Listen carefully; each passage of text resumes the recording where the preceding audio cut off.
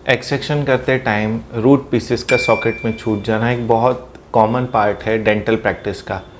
अब कन्फ्यूज़न यहाँ पर यह आता है कि ऐसी कौन सी सिचुएशंस हैं जिसके अंदर हम रूट पीसेस को छोड़ सकते हैं सॉकेट के अंदर ही, और ऐसी कौन सी कंडीशन है जब हमें रूट पीसेस को नहीं छोड़ना चाहिए। तो आज इस वीडियो में हम इसी बारे में डिस्कशन करने वाले हैं।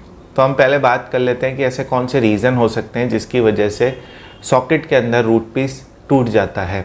या तो टूथ की कॉम्प्लेक्स एनाटमी हो, यानी कि जो दांत हो वो टेढ़ा मेढ़ा हो जिसकी वजह से निकालते टाइम रूट पीस रह जाता है, या फिर दांत ब्रिटल हो, आरसीटी ट्रीटेड दांत हो सकता है, एंकाइलोज्ड दांत हो सकता है कि ऑलरेडी दांत की जो रूट है वो फ्रैक्चर्ड हो, इस वजह से भी ये हो सकता है। गलत टेक्निक यूज़ करने की वजह से भी रूट फ्रैक्चर हो सकता है।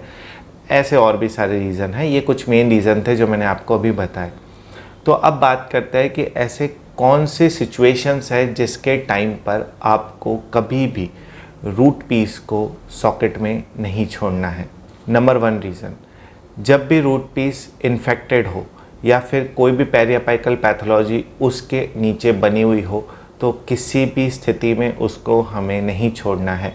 ऐसा कहा जाता है कि 2 से 3 mm रूट पीस को हम सॉकेट में ही छोड़ सकते हैं, लेकिन अगर वो इन्फेक्टेड है तो उसे कभी मत छोड़ना, क्योंकि आगे चल के वो किसी न किसी पैथोलॉजी में कन्वर्ट हो सकता है। सेकंड, मोबिलिटी स्टेट में अगर आपने टूथ एक्सट्रैक्शन अटैम्प्ट किया है और दांत निकालते टाइम पर वो रूट पीस अंदर रह गया, लेकिन वो वहाँ से हिल चुका था, वो एक मोबिलिटी के अंदर आ चुका था, तो उस कंडीशन में भी ऐसा मैंने देखा है कि आपको वो रूट पीस निकाल लेना चाहिए, क्योंकि अगर वो वहीं पर सॉकेट में रहेगा तो वो हीलिंग को डिले कर देगा और पेशेंट को काफ़ी ज़्यादा प्रॉब्लम आने वाली है उस कंडीशन के अंदर। क्योंकि जब रूट पीस वहाँ से डिटैच हो जाता है, ठीक है, सॉकेट से, तो अब एक फॉरेन मटेरियल की तरह काम करने लग जाता है, जिसकी वजह से जितनी भी इन्फ्लेमेटरी सेल्स हैं ना, वो उसको डिस्ट्रॉय करने के लिए वहाँ पहुँच जाती है, क्योंकि अब वो एक फॉरेन मटेरियल की तरह काम कर रहा है।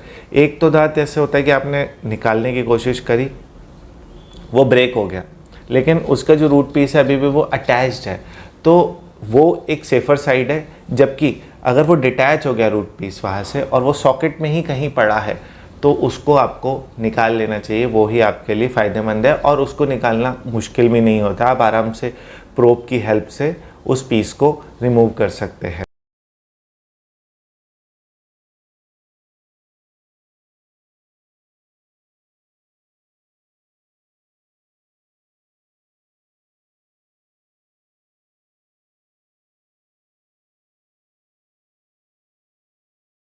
तीसरी कंडीशन, जब भी रूट पीस रिजॉर्प्शन के अंदर हो या रिजॉर्ब्ड रूट पीस हो, तो आपको उसे नहीं छोड़ना चाहिए, आपको उसे निकाल लेना चाहिए। क्योंकि रिजॉर्ब्ड रूट पीस का मतलब ये है कि वहाँ पर कोई ना कोई ऐसी पैथोलॉजी है या फिर ऐसा कोई इटियोलॉजिकल फैक्टर वहाँ पर प्रेजेंट है जिसकी वजह से वो रिजॉर्प्शन वहाँ पर स्टार्ट हुआ है, और उस पीस को आपको वहाँ से निकाल लेना चाहिए। तो ये 3 ऐसी सिचुएशन है जब आपको रूट पीस नहीं छोड़ना चाहिए। अब कब आप रूट पीस छोड़ सकते हो? जब आप दांत निकाल रहे थे लेकिन 2 से 3 mm का रूट पीस अंदर रह गया, जो कि किसी वाइटल स्ट्रक्चर के साथ प्रॉक्सिमिटी में हो सकता है कि वह मैक्सिलरी साइनस के पास में हो सकता है कि वो नर्व के पास में हो। तो ऐसी कंडीशन के अंदर आप रूट पीसेस को सॉकेट में छोड़ सकते हैं। तो सारी चीज़ें जो भी मैंने आपको अभी बताई वो सारी मैंने आर्टिकल्स से पढ़ के ही आपको बताई है। आर्टिकल्स के अकॉर्डिंग जब 2 से 3 mm या 4 mm तक का भी अगर रूट पीस प्रेजेंट हो सॉकेट के अंदर, जो कि नॉन इन्फेक्टेड फॉर्म में प्रेजेंट हो, जिसके नीचे किसी भी टाइप की पैथोलॉजी नहीं बनी हुई हो, और जो नॉन मोबाइल फॉर्म में प्रेजेंट हो, उसको आप छोड़ सकते हो आराम से, आपको कोई प्रॉब्लम नहीं देगा वो।